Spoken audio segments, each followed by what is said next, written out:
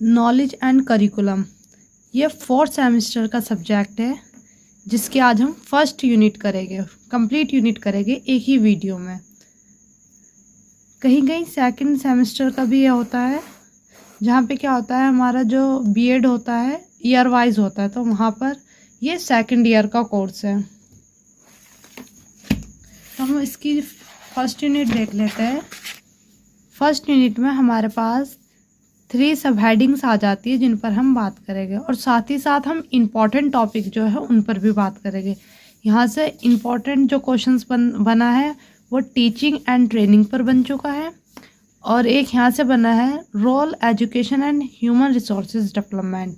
इसको डिटेल में हम छोटे छोटे नोट्स में सारा ही कवर करेंगे पूरी यूनिट को आज ही। सबसे फर्स्ट हेडिंग है हमारी फिर नॉलेज। नॉलेज क्या है? तो कोई भी इंफॉर्मेशन या हमें कुछ पता चलता है कहीं से, या फिर हम कोई चीज़ सीखते हैं, वो सब हमारी नॉलेज में आ जाता है। The meaning of knowledge is a fact, information and skill. जो हमने सीखा वो भी क्या हमारी नॉलेज बन गई। एक्वायर्ड थ्रू एक्सपीरियंस और एजुकेशन, हम एक्सपीरियंस से भी सीखते हैं या एजुकेशन से भी। जो नॉलेज होती है हमारी थ्योरेटिकल भी होती है कि हम पढ़ कर सीख जाते हैं, और कुछ प्रैक्टिकल की हम करके सीखते हैं। Generally knowledge means some fact information gather through training, learning, memorising. और जो नॉलेज होती है वो हमें क्या मेमोराइज, हम याद भी करते हैं। जैसे जीके की जो नॉलेज होती है हमारी, वो हम मेमोराइज करके ही उसकी नॉलेज लेते हैं जीके वगैरह की। Knowledge is our belief, but these belief must be real or true and properly justified। कि जो knowledge है वो क्या ज़रूर क्या हमारे ट्रू ही होनी चाहिए। हम ये लिखने के बाद फिर हमें लिखनी होती है बीएड में अपनी थोड़ी डेफिनेशंस, क्योंकि डेफिनेशंस पूछी जाती है, तो हम यहाँ से ये डेफिनेशंस वगैरह लिख देंगे। तो हम यहाँ पे टोटल 5 डेफिनेशन की बात कर लेते हैं, थोड़ा सा हम एक्सप्लेन भी कर लेंगे। नॉलेज इज़ अ एक्सपीरियंस और information that can be communicated और शेयर। ये एलिल ने बोला था कि जो नॉलेज है हमारा, जो हमें ज्ञान है, वो हमारा एक्सपीरियंस भी हो सकता है, या फिर कहीं से मिली हुई बात, इंफॉर्मेशन, जिसको हम शेयर कर सकते हैं, किसी को बता सकते हैं। अब एक डेफिनेशन हमारी ये काफ़ी घूमी हुई डेफिनेशन है। इसका मतलब ये है कि ये जानना कि मुझे कुछ नहीं पता, कि ये भी एक तरह की नॉलेज है। माना जैसे हमारा कोई सब्जेक्ट है, न्यू सब्जेक्ट है, तो हम कहते हैं हमें इस सब्जेक्ट के बारे में बिल्कुल कुछ नहीं पता, या फिर हम कोई कोर्स करते हैं कि मुझे इसके बारे में कुछ नहीं पता, लेकिन हमें इतना तो पता है कि हमें इसके बारे में नहीं पता। तो ये भी क्या एक टाइप की नॉलेज हो गई। To know it is to know that you know nothing, ये भी क्या है, एक नॉलेज है। 2 डेफिनेशन ये रही। एक हमारी एपीजे अब्दुल कलाम की है, जिसमें ये कहते हैं लर्निंग गिव क्रिएटिविटी, कि सीख के इंसान, लर्निंग जो है हमें क्रिएटिविटी देती है, और क्रिएटिविटी से हमें थिंकिंग आती है, थिंकिंग हमें नॉलेज देती है, और नॉलेज हमें ग्रेट बनाती है। अब आता है नॉलेज के बाद स्किल, कि स्किल क्या है। तो नॉलेज तो वो थी जो हमने कहीं से फैक्ट, इंफॉर्मेशन वगैरह ले लिया, लेकिन स्किल एक एबिलिटी है। A skill is a learned ability acquired through practice और ट्रेनिंग। जो प्रैक्टिस और ट्रेनिंग से आती है स्किल वो है। और experience to perform a task perfectly, timely, easily and successfully. मतलब जब हम कोई भी काम करते हैं तो स्किल में क्या होता है, जो जिसकी स्किल होगी वो जल्दी करेगा उस काम को। एक तो जल्दी करेगा, टाइमली करेगा, इजी वे में कर देगा, और परफेक्ट करेगा। तो स्किल और नॉलेज, इसमें डिफरेंस आ जाता है कि स्किल और नॉलेज में क्या डिफरेंस है, तो वो देखते हैं हम। ये कुछ पॉइंट टिक लग रहे हैं, ये है हमारे इम्पॉर्टेंट टिक, कि ये तो हमें लर्न ही कर लेने हैं, लेकिन ये भी पॉइंट्स हम देख लेंगे जिस पे टिक नहीं है। कि नॉलेज क्या है, ये जस्टिफाई मानती है, ट्रू मानती है कि ट्रू होनी चाहिए, थ्योरेटिकल हो या प्रैक्टिकल हो। लेकिन हमारी स्किल जो है, जो हमने सीखा है, वो प्रैक्टिस और ट्रेनिंग से आता है। शुरू वाले में तो हम दोनों की डिफाइन ही लिखेंगे, सेकंड पॉइंट में लिखा knowledge want approval and certification. जब हम किसी की चीज़ की नॉलेज करते हैं तो उसमें हमें सर्टिफिकेट की भी ज़रूरत होती है ट्रू ऑथेंटिक दिखाने के लिए। स्किल, अगर हमसे कोई कला आती है, मान लिया हमसे कोई ड्राइंग आती है, तो ज़रूरी नहीं हमारे पास उसका सर्टिफिकेट भी हो, वो हमारी स्किल है। Knowledge need validations and rationalization, skill में इन दोनों की भी ज़रूरत नहीं है। तो इसी तरह हम अपने ये सारे पॉइंट क्या कर लेना है, हमें पढ़ लेना है अच्छे से। जैसे इसमें आता है knowledge is intangible, skill can be made tangible by applying to a context getting outcomes. कि मतलब नॉलेज जो है वो इंटेंजिबल है, उसको हम टच नहीं कर सकते, लेकिन स्किल को हम एक फॉर्म में ला सकते हैं, उसे प्रैक्टिकल करके उसका देख सकते हैं। नॉलेज ईजिली शेयर हो जाती है, हम किसी को बता देते हैं, कोई इन्फॉर्मेशन होती है हमारी और ये डेटा होता है, ये शेयर हो जाती है। लेकिन स्किल एक कला होती है जो ईजिली शेयर नहीं होती। नॉलेज सीखी जा सकती है और जो स्किल है वो प्रैक्टिकल से आती है। अब हमारा यहाँ पे सेकंड जो हम सिलेबस में देखें तो हमारा जो सेकंड टॉपिक है डिफरेंस का, वो है टीचिंग एंड ट्रेनिंग। कि टीचिंग क्या होता है और ट्रेनिंग क्या होता है। Teaching is an interpersonal influence an art और science and a rational process. मतलब इसमें यह है जो टीचिंग है वो जब हम किसी को कुछ सिखाते हैं वो आ जाता है हमारा टीचिंग में। ये हम डेवलप करता है हमारा इन्नेट पावर को, इसमें हम स्टूडेंट को सिखाते हैं। लेकिन ट्रेनिंग वो होता है जिसमें हम खुद पर अपने ऊपर काम करते हैं, खुद सीखते हैं। इसमें तो हम पढ़ाते हैं और ट्रेनिंग में हम सीखते हैं हाउ टू टीच, कि टीच कैसे करना है। इसमें डायरेक्ट फिर क्या टीच करेंगे और इसमें हाउ टू टीच। जैसे हमारी ट्रेनिंग होती है, माइक्रो टीचिंग होती है, मैक्रो टीचिंग होती है, तो वो सब ट्रेनिंग का पार्ट आ जाता है। हम इसमें कुछ शॉर्ट पॉइंट्स देख लेते हैं, जो छोटे छोटे पॉइंट्स हो गए हमारे डिफरेंस के।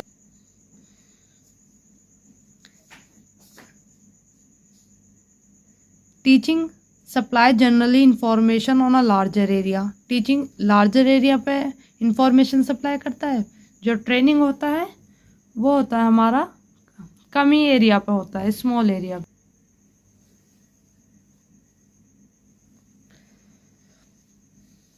Generally teaching is a practice in school, ये हम स्कूल में करते हैं। और ये ट्रेनिंग हम वहाँ करते हैं जहाँ पे भी हम वो ट्रेनिंग सीखते हैं। टीचिंग में हम फीडबैक देते हैं स्टूडेंट को, और यहाँ पर हम फीडबैक हमें मिलती है, टीचर्स को मिलती है, जो इस टाइम पे ट्रेन्स हो रहे, जिन्हें ट्रेनीज कहा गया है। बच्चों को पढ़ाने वाला जो टीच कर रहा है वो टीचर होता है, और जो पढ़ता है वो स्टूडेंट। तो यहाँ पर जो ट्रेन कर रहा है वो ट्रेनर, और ट्रेनी जिसको ट्रेन किया जा रहा है। तो इसी तरह हमारे ये फिर कंप्लीट हो जाएगा कि टीचिंग और ट्रेनिंग में क्या डिफरेंस है, ये आ जाता है हमारा। फिर एक टॉपिक हमारा इसके बाद आता है कि नॉलेज एंड इंफॉर्मेशन, कि नॉलेज क्या है और इंफॉर्मेशन क्या है, इन दोनों में क्या डिफरेंस है। Knowledge is well organized, information not be organize. Knowledge होती है जो हमें किसी ऑथेंटिक मटेरियल वगैरह से मिलती है, लेकिन इंफॉर्मेशन जो हमें ऐसी किसी ने कॉलोनी वगैरह में, हमारे एरियाज़ में ऐसी कोई बात बता दी, वो इंफॉर्मेशन में आ जाता है। नॉलेज इज़ मोल्डेड इंफॉर्मेशन, कि नॉलेज क्या, इंफॉर्मेशन की और अच्छे से छानबीन करके बाद में क्या उसको नॉलेज बनाते हैं। इंफॉर्मेशन क्या है, एक प्रोसेस है जिसमें हम डेटा कलेक्ट करते हैं, जानते हैं। नॉलेज जो है इंफॉर्मेशन के बेस पर ही तैयार होती है। इंफॉर्मेशन मिलती है हमें कहीं से, फिर हम उस इंफॉर्मेशन को कंफर्म करते हैं, ट्रू होती है, फिर हम वो नॉलेज बन जाती है। नॉलेज जो उसका बेस क्या है, इंफॉर्मेशन, और इंफॉर्मेशन क्या है, डेटा का बेस है, कि जब डेटा मिलेगा वही इंफॉर्मेशन का बेस है। कि जब कहीं से जानकारी मिली, डेटा मिला, उसे कलेक्ट किया, इंफॉर्मेशन से फिर बाद में वो knowledge is require cognitive and analytic ability. Information में इसकी ज़रूरत नहीं है, इन दोनों ही एबिलिटीज़ की। फिर एक knowledge is a justified true believe होती है। इंफॉर्मेशन एक डेटा होता है जो रिलेवेंस एंड पर्पसफुल होता है। अब सेकंड हमारे यहाँ से एक टॉपिक आता है रीज़न एंड बिलीफ, कि रीज़न और बिलीफ में क्या डिफरेंस है, तो उसका भी एक छोटा सा देख लेगा, अगर एग्ज़ाम में आ गया तो उसका डिफरेंस भी हम कर लें। रीज़न होता है एक तरह से एक्सप्लेनेशन, कि हम किसी भी बात को जब एक्सप्लेन करते हैं कि ये क्यों हुआ, कैसे हुआ, तो उसमें रीज़न देते हैं, तो रीज़न हो जाता है हमारा एक्सप्लेनेशन या फिर कोई स्पीच। बिलीफ हमारे 2 वर्ड से मिलकर बना है, बी प्लस लीव। बी जो वर्ड है वो आया है हमारा बीइंग से, जो इंडिकेट करता है स्टेट ऑफ एग्जिस्टेंस, कि उसका क्या कोई एग्जिस्टेंस है। दूसरा वर्ड हमारा लीफ है, जिसका मतलब होता है लव। तो इसमें हमें बिलीव करते हैं हम किसी बात पे, हमें डाउट नहीं होता, जिस पे हमने विश्वास कर लिया, बिलीव कर लिया, तो वहाँ पे डाउट नहीं होते हमें। रीज़न जब हम किसी को देते हैं तो उसे एक mental capability which indicate power of reasoning, तो उसे रीजनिंग करके बतानी होती है, ये इसलिए ठीक है, उसे बात को अच्छे तरह से रीज़न दे के उसे हमें समझाना होता है। हम छोटे छोटे पॉइंट्स को डिस्कस करेंगे ताकि हमारा टाइम ज़्यादा ना लगे, और आप इसके स्क्रीनशॉट वगैरह ले सकते हैं नोट्स बनाने के लिए। Process of verifying the fact, reason क्या करता है, एक प्रोसेस है जो फैक्ट को वेरीफाई करता है, जांचता है किसी भी फैक्ट को कि ये ठीक है या नहीं। No such verification is a process in a case of belief, belief के केस में ऐसा कुछ नहीं होता। Process of authenticating and justifying fact and practice, और इसमें नहीं होता। तो हमने कंप्लीट कर लिया अपने ये जो हमारी फर्स्ट सब हेड थी, जिसमें नॉलेज, स्किल, ये सब हमने रीजन बिलीविंग कर ली। अब सेकंड आता है हमारा education in relation to modern values, कि एजुकेशन मॉडर्न वैल्यूज़ में क्या है, कि equity, equality and individual opportunity. तो यहाँ से जिसमें कंफ्यूज होते हैं स्टूडेंट, वो ये 2 टॉपिक है, इक्विटी एंड इक्वालिटी, इस पे डिस्कस करते हैं हम, जिसमें हमने अलग से नोट्स बनाए हैं। इक्विटी में हम ये पिक्चर देख सकते हैं, जैसे हमें पिक्चर दिखाई दे रही है कि इक्विटी में हम पर्सन की नीड के हिसाब से, कि उसको एक लेवल पाने के लिए कितनी हेल्प की ज़रूरत है। कोई अगर एग्ज़ाम है तो उस बच्चे को हमें कितनी तैयारी करानी कि वो थोड़ा दूसरों के लेवल पे आ जाए। तो यह हमारा आता है इक्विटी, कि हमने उसको भी क्या पूरा इक्विटी मौका दिया। ये जो पिक्चर है वो बहुत अच्छे से इंडिकेट कर रही है कि इक्विटी क्या होती है। जैसा हम इस पिक्चर में देख सकते हैं कि यहाँ पर एक की हाइट काफ़ी कम है, तो उसको हमने 2 बॉक्स देकर उनके इक्वल ला दिया। अब यहाँ पे से इनका क्या बराबर ये हो गए, तो वो होता है equity.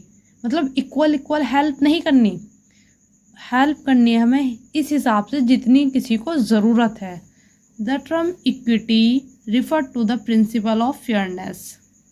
Equity involves treating each individual according to his her need, उसकी नीड के हिसाब से हमें उसको ट्रीट करना है।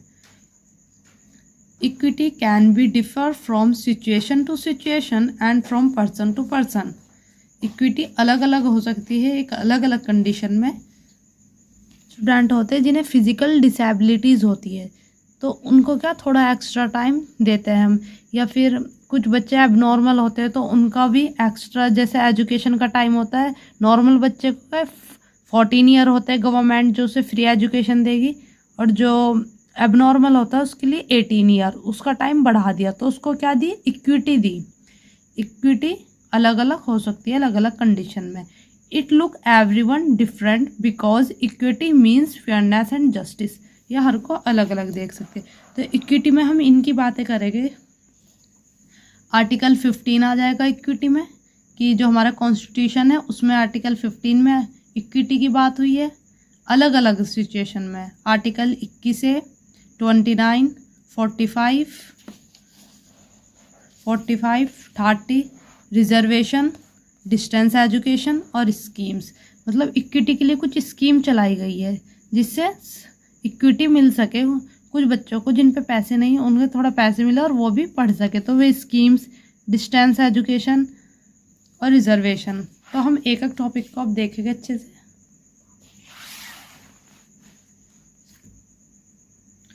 तो यहाँ पे काफ़ी स्कीम चलाई गई, तो हमने 2-3 स्कीम का नाम लिख लिया गया है जो इक्विटी के लिए हुई है।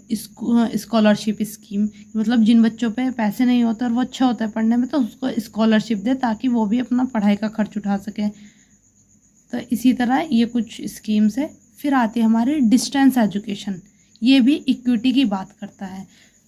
कुछ स्टूडेंट्स होते हैं जिन पे इतना टाइम नहीं होता वो स्कूल कॉलेज ज्वाइन करें, लेकिन पढ़ने का हक उन्हें भी है, तो उनके लिए क्या करा, ओपन क्लास, वैसी क्लासेस, ओपन यूनिवर्सिटी हो गए, ओपन स्कूल हो गए, ताकि वो भी पढ़ सके। Provide opportunity to gain education and knowledge without attending school and college, जैसे इग्नू हो गया, स्टेट ओपन यूनिवर्सिटी। एक आता है हमारा रिजर्वेशन। रिजर्वेशन में क्या होता है हमारा कि कुछ परसेंट, कुछ नंबर की क्या कर देते हैं हम, छूट देते हैं वो उन कास्ट को या माइनॉरिटी को, या फिर कुछ कास्ट ऐसी होती है जिसमें वो भी क्या इक्विटी, एक इक्वल लेवल की साइड बढ़ सके। Give reservation support to lower caste people for becoming equal to each caste, मतलब हमें क्या रिजर्वेशन देते हैं कुछ जो कास्ट सिस्टम है, जो अपनी कास्ट सिस्टम से पीछे रह गए, ताकि वो भी क्या सारी कास्ट इक्वल आ सकें। एडमिशन प्रोसेस में उन्हें कम नंबर पे एडमिशन मिल जाता है एजुकेशनल इंस्टीट्यूट में, और स्कॉलरशिप वगैरह भी दी जाती है। तो ये सब इक्विटी के लिए किया जा रहा है। इसमें कुछ हमारे आर्टिकल्स आ जाते हैं, आर्टिकल 15, 17, ये सब क्या वीकर सेक्शन के लिए आ गए, जिसमें इक्विटी की बात हो रही है। अगर हम इस तरह करेंगे तो इक्विटी मिलेगा।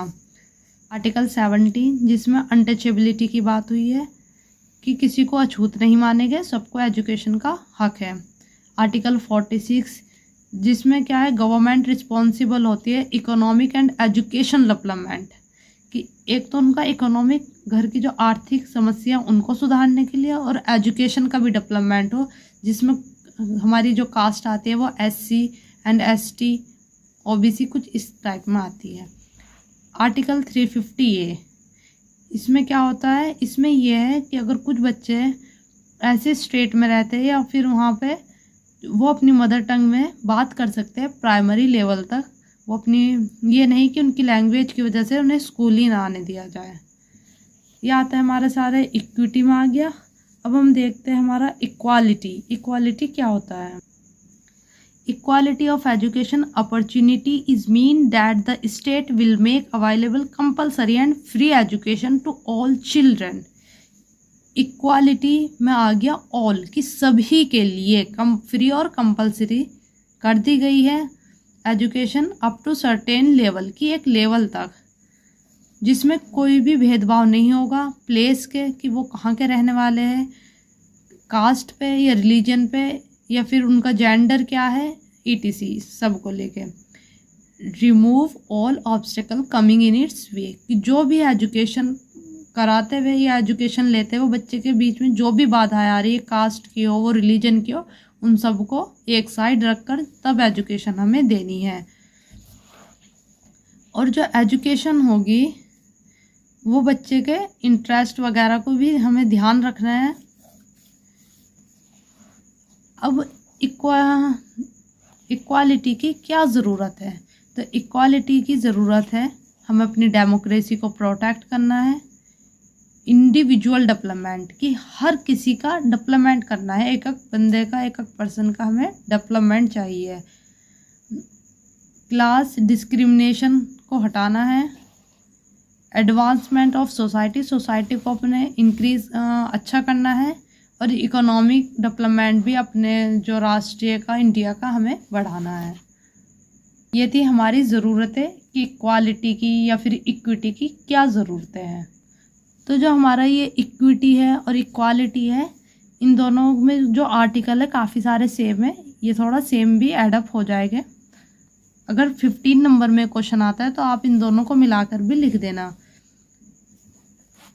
Constitution provision to promote equity through education, ये तो इक्विटी पे आ गया, वही जो भी हमने बात करी थी।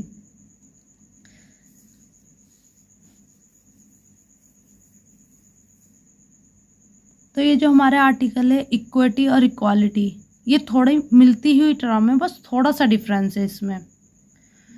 तो क्या इसमें जो आर्टिकल है हमारे वो सेम आ जाएगा। जैसे आर्टिकल 21 ये कहता है the state shall provide free and compulsory education, कि क्या करेगी गवर्नमेंट स्टेट की फ्री और कंपलसरी एजुकेशन देगी सभी बच्चों को जिसकी उम्र 6 से 14 साल तक की है, फर्स्ट क्लास टू 8 तक।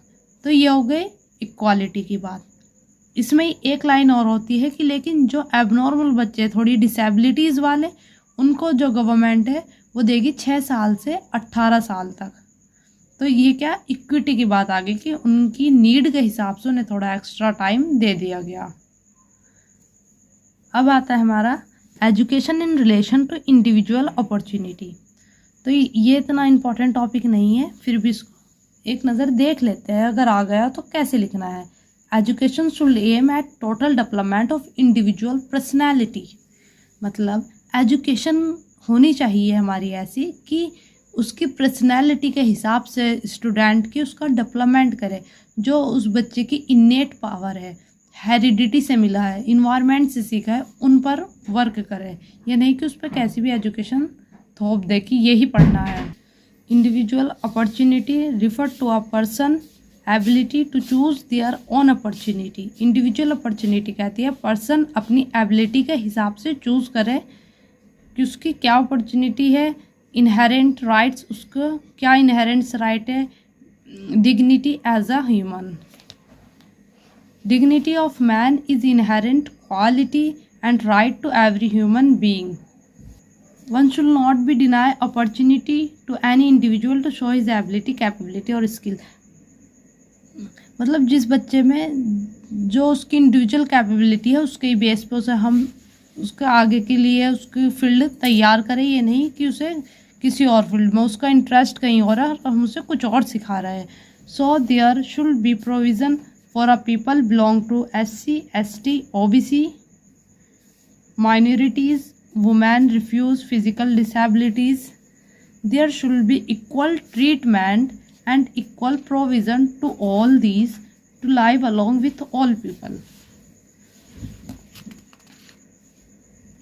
अब बचता है सिर्फ हमारा एक टॉपिक इस पूरी यूनिट का, जिसमें education and human resources development पे हम बात करेंगे। और अगर आपने चैनल सब्सक्राइब नहीं किया तो कर लीजिए, ताकि बीएड के जो नोट्स हैं आप घर बैठे भी बहुत इजी वे में अपने बीएड्स की स्कोरिंग अच्छी कर सकें। Role of education in the development of human resources, कि एजुकेशन क्या रोल प्ले करता है ह्यूमन रिसोर्स के डेवलपमेंट में। तो ह्यूमन रिसोर्स में हमारा कारोबार भी आ जाता है हमारे, कि हम कैसे कैसे काम करते हैं।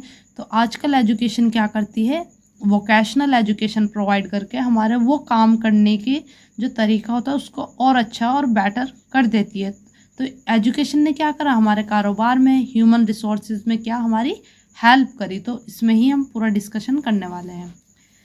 एजुकेशन जो है एक क्रिटिकल कंपोनेंट है ह्यूमन रिसोर्सेज डेवलपमेंट का, जो हेल्प करती है एम्प्लॉयज़ की एक्वायर न्यू स्किल, कि वो क्या न्यू स्किल सीखे, काम करने का जो इजी तरीका सीखे और अच्छे से करना सीखे। ये सब हमारा एजुकेशन करने लगी है जब वोकेशनल एजुकेशन कोर्सेज जब से आए हैं और प्रोवाइड करते हैं बच्चों को। And knowledge advance their career, increase productivity, foster innovation, manage change, improve employees engagement, ये सब इसमें आ जाता है। Development of human resources depend on a proper education, कि जो ह्यूमन रिसोर्सेज का डेवलपमेंट है वो डिपेंड करता है एजुकेशन पे, कि हम कैसी एजुकेशन देते हैं। अगर अच्छी एजुकेशन देंगे तो हमारा डेवलपमेंट जो होगा ह्यूमन रिसोर्सेज का उतना ही अच्छा होगा। जैसे एज द वर्क नीडल, जैसे कि जो सुई का काम है वो नहीं कर सकती कोई तलवार, इसी तरह ये true about the development of nation. तो ऐसे ही जो डेवलपमेंट है नेशन का वो भी नहीं हो सकता हमारी एजुकेशन के बिना। एजुकेशन में हमारे दो टाइप होते हैं, एक जनरल एजुकेशन जो सभी की सेम होती है, दूसरा स्पेसिफिक एजुकेशन जो अलग अलग फील्ड की होती है। जैसे एग्रीकल्चर की अलग हो गई, पॉलिटेक्निक ये अलग एजुकेशन, किसी और काम को सीखने की डेकोरेशन, डिज़ाइनिंग, स्टिचिंग, ये स्पेसिफिक एजुकेशन हो गई। ये फ्लो चार्ट है, इसको फ्लो चार्ट कहते हैं। बीएड में फ्लो चार्ट्स बहुत इंपॉर्टेंट रोल प्ले करते हैं हमें नंबर्स दिलाने के लिए। तो हमने फ्लो चार्ट में बनाया है role of education human resources में, कि पहले क्या है, ये हमारा इकोनॉमिक भी डेवलपमेंट करती है, जितना अच्छा हम वर्क करेंगे उस हिसाब से हमारा इकोनॉमिक डेवलपमेंट भी होगा पूरे ही नेशन इंडिया का। लाइफ चैलेंज आते हैं, लाइफ चैलेंज करती है। इंक्रीज प्रोडक्टिविटी, जो भी हमारा आइटम वगैरह बनाते हैं वो ज़्यादा से ज़्यादा बनता है। क्रिएटिविटी भी आती है हम में से। रैशनैलिटी और डेवलप एम्पैथी भी करता है। एक एक पॉइंट को हम थोड़ा सा एक्सप्लेन कर लेते हैं और बस ये फिर हमारा ये जो फर्स्ट यूनिट है एजुकेशन एंड करिकुलम की, ये पूरी हमारी कंप्लीट हो जाएगी। बस फटाफट हम इस पे देख लेते हैं कि एजुकेशन डेवलपमेंट में क्या इसकी है, अंदर है क्या। Human resources is any country is a key to develop of a country, कि जो ह्यूमन रिसोर्सेज है, जो हमारा कारोबार हो गया, वही क्या होता है, मेन चाबी होता है किसी भी कंट्री के डेवलपमेंट के लिए। The social and economical development of a people collectively represent the growth of nation. Social और इकोनॉमिक डेवलपमेंट मिलकर ही क्या नेशन की ग्रोथ को रिप्रेजेंट करता है। The growth and development of all key sector of a economy depend upon the quality of education they receive. अभी हमने इसकी बात करी थी कि जैसी एजुकेशन होगी वैसा ही डेवलपमेंट होगा। जितनी अच्छी हम एजुकेशन प्रोवाइड करेंगे बच्चे उतनी अच्छा सीखेगा और फिर उतना ही अच्छा हमें आउटकम्स मिलेगा। Education can be pulled out poverty in the countries. सिर्फ जो एजुकेशन है वो क्या कर सकती है, गरीबी को कंट्रीज से भगा सकती है। लाइफ चैलेंज क्या क्या आते हैं। Education system provide knowledge that can be applied to many tasks and challenge to make life easier in the future। Education हमें नॉलेज देती है जिसको हम काफ़ी जगह अप्लाई करते हैं और फ्यूचर के लिए अपनी ज़िंदगी को आसान करते हैं। Develop empathy. एम्पैथी कहते हैं कि हमें, जैसे एक होता है सिंपैथी, एम्पैथी कहते हैं दूसरे के लिए फीलिंग्स डेवलप होना, किसी को अगर दुख हुआ है तो हम उसकी हेल्प करें। Empathy is an important part of human development that help to build better social skill। ये क्या है, एक सोशल स्किल है। एक होता है सिंपैथी। सिंपैथी कहते हैं हमने किसी को देखा, वो किसी पेन में था, किसी मुसीबत में था तो हमें दुख हुआ, ये होता है सिंपैथी। लेकिन इससे कुछ नहीं होता, ज़रूरी है एम्पैथी। एम्पैथी क्या करती है, उसकी हेल्प, वो फिर बंदा उसकी हेल्प करने जाता है तो उसको कहते हैं एम्पैथी। तो ये क्या है, एक सोशल स्किल है। Give ability to look at a thing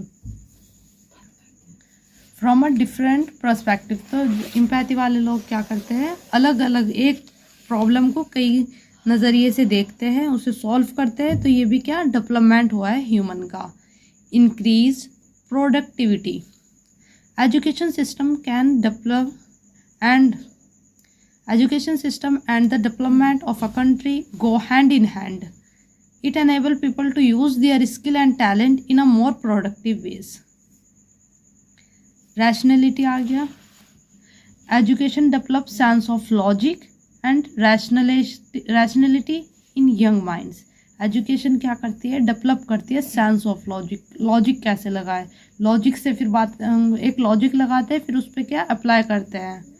education एक टूल है that motivate them to ask question and find answer and reason before accepting something as true। Rationality में आता है कि कोई भी अगर हम काम करते हैं तो वो ठीक है या गलत है इसकी समझ रखना। तो इसमें भी क्या करते हैं, रीज़न देते हैं कि हाँ ये काम सही है, फिर उसको हम एक्सेप्ट करते हैं।